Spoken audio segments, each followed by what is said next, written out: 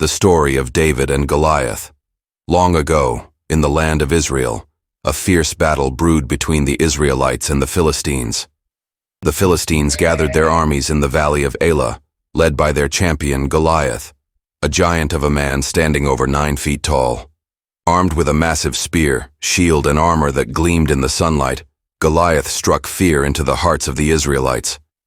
Each day, for 40 days, Goliath marched to the front lines and issued his challenge. "Why have you come out to fight? Choose one man to face me.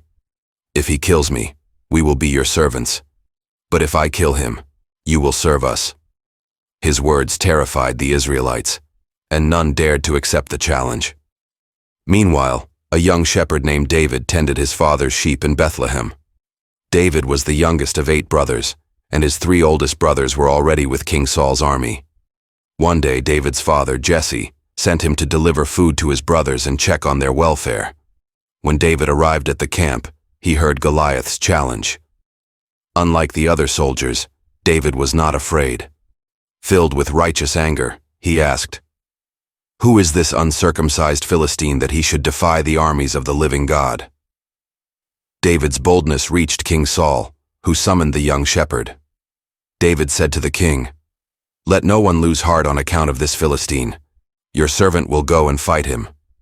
Saul was skeptical. "You are only a boy, and Goliath has been a warrior from his youth," he said.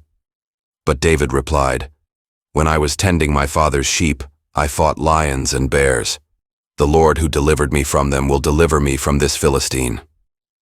Moved by David's faith, Saul agreed and offered him his armor. However, the armor was too heavy and unfamiliar, so David chose to face Goliath with only his staff, sling, and 5 smooth stones from a nearby brook.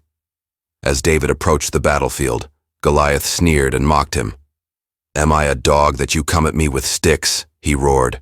"Come here, and I will feed your flesh to the birds and wild animals." David stood firm and replied, "You come against me with sword, spear, and javelin. But I come against you in the name of the Lord Almighty, the God of the armies of Israel. Today, the Lord will deliver you into my hands, and all will know that there is a God in Israel. It is not by sword or spear that the Lord saves, for the battle is the Lord's." With that, David reached into his bag, took out a stone, and placed it in his sling. As Goliath moved closer, David swung the sling and let the stone fly. The stone struck Goliath on the forehead, sinking deep into his skull. The mighty giant fell face down to the ground, dead. David ran to Goliath, took the giant's own sword, and cut off his head as a sign of victory. When the Philistines saw their champion defeated, they fled in terror. The Israelites gave chase, driving them out of their land. David's triumph over Goliath became a testament to the power of faith, courage, and trust in God.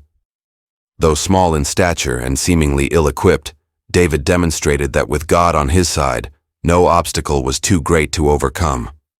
From that day forward, David's name was celebrated throughout Israel, and he began his journey toward becoming one of the greatest kings in Israel's history.